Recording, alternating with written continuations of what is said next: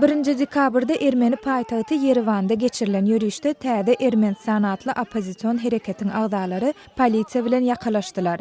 Demonstrantlar şäheriň Azatlyk meýdançasynda ýygnanyp ýurdun prezidenti Serj Sarkisyanyň hökümetine garşy protest geçirdiler. Bu çärek konstitusiýa ýetgetmeleri giýdirmek teklifi barada 6 dekabrda geçiriljek referendumuň öňýände geçirildi. Opozisiýa tarapdarlary ýetgetmeler Sarkisyanyň häkimiýet başynda galmagyny güýçlendirjekdigini aňladýar diýýärler. Protestçiler ýurdun prezidentiniň öz eýleýän wezipesinden çekilmegini hemde täze prezidentlik we parlament saýlawlarynyň geçirilmegi üçin şert döredilmegini talap etdiler.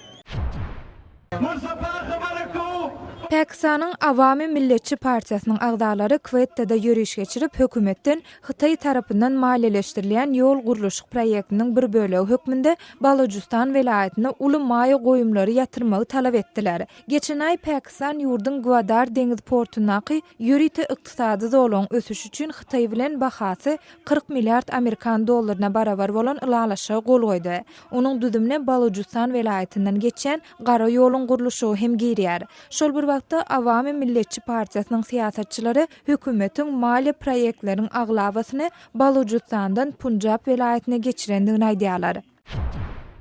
इंसाफ के हुकूमत में इंसाफ के हुकूमत में Pakistanyň Hayber Puxtunxwa welaýatyndan gelen saglyk işgärleri siýasatçy İmran Hanyň Islamabaddaky öýüniň daşyna protest geçirdiler. Olar öz aýlyk haklarynyň tölenmegini talap edýärler. Polimiýete garşy vaksina sanjymlaryny amala aşyrmak kampaniýasynda işleýän protestçiler özlerine bir näçe aý bäri zähmet haklarynyň tölenmeýändigini aýdýarlar. İmran Hanyň Tehriki Insaf partiýasy Hayber Puxtunxwa welaýat hökümetine ýol başçylyk edýär. Bu sebäpde saglyk işgärleri özlerine hüjüm edilmek töwekkülçiligi bilen ýygy-ýygydan ýüzeye bolýarlar.